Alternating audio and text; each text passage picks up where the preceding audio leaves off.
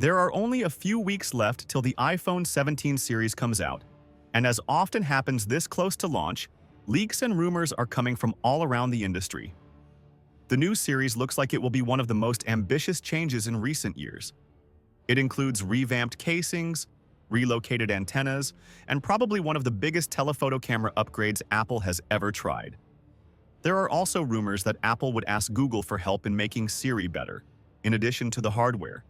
When you put all of this together, it shows that this generation of iPhones is less about making small improvements and more about making large changes in a lot of different ways at once.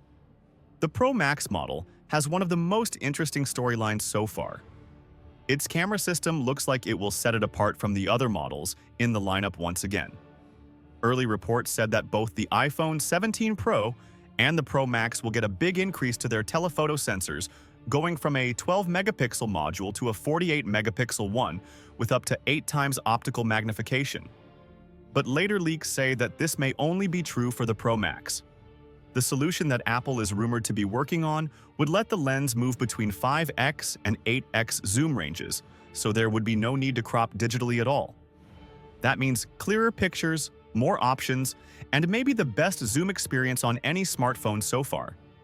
Apple often uses this method. The iPhone 12 Pro Max has a special 2.5 times telephoto lens. More recently, the iPhone 15 Pro Max had its own 5x telephoto lens. In both cases, the feature made its way down to the smaller Pro model a year later. This could happen again with the iPhone 18 series. Apple is said to be making a small but essential modification to how the iPhone connects to the internet, in addition to the camera shakeup. Several reports say that the antennae are being moved out from the frame and placed around the camera bump. This may seem like a small change at first, but it could have big effects. This solution could not only make 5G reception better and latency lower, but it also lets Apple clean up the frame design by getting rid of the obvious antenna breaks. It doesn't free up much extra space inside, but even tiny improvements could help with things like stronger cooling systems or batteries that are a little bigger. Apple has tried similar things before, including moving the antennas around in the Apple Watch Ultra to make the wireless connection more stable. On the other hand, leaked screen protectors seem to have all but confirmed the proportions of the screens across the board. The iPhone 17 and 17 Pro are said to have 6.3-inch screens, while the new iPhone 17 Air will have a 6.6-inch screen. The Pro Max is still 6.9 inches tall, just as last year's iPhone 16 Pro Max. This suggests that Apple is sticking with its tried-and-true sizing strategy, which should make it easier for users to choose between models. Apple looks to be trying new things with cases as well. Liquid silicone cases may take the place of the regular silicone cases that have been around for years. It looks like these will have a matte surface and a soft touch texture, which will make them feel more high-end. There are also little holes in the corners that are plainly meant to hold a lanyard. The lanyard is likely to be sold separately, but this is a return to a notion Apple briefly toyed with back in the iPhone 12 era, when the leather sleeve case came with a strap. There are reported to be a lot of color options, from bright colors like deep orange and grass green to softer colors like fog purple and midnight black. There may also be seasonal color drops in the pipeline that will make the palette even bigger. If liquid silicone becomes the new standard, Apple may try to make up for the heavily criticized fine-woven experiment on the other side of the case lineup. People immediately learned that those cases, which were meant to be eco-friendly leather alternatives, weren't very durable. Many customers said they scratched easily or wore out in just a few weeks. Apple seems poised to replace them with tech-woven cases now. These will have a denser, textured weave that should let them last longer and be easier to hold. Early reports say that the buttons are made of metal and are occasionally painted in different colors to make them seem better. They are also fully compatible with MagSafe. We don't know if these will really last longer than fine woven, but for many longtime users, the bigger concern is whether they can ever come up to the real leather cases that Apple stopped making shortly before the iPhone 15 came out. There is also another little but interesting alteration that has come to light through third-party case leaks. It looks like the MagSafe magnet array on the Pro versions is going to an open ring design. It's easy to understand why. Apple is moving the logo lower on the rear of the Pro iPhones and they want it to stay visible through clear cases.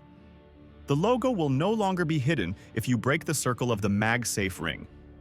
We won't know if customers will like this new look or think it's less attractive than the old solid ring until they start using the devices.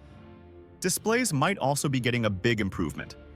There have been reports for months that Apple is working on a new anti-reflective coating that is comparable to the one on Samsung's Galaxy S24 Ultra.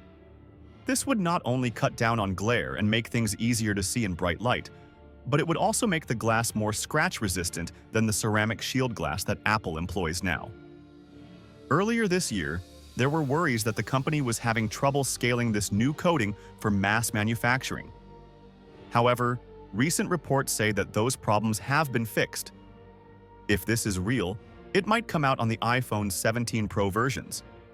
However, it's still unknown if it will be standard or available as a separate nano texture option, like on the current iPad Pro and MacBook Pro.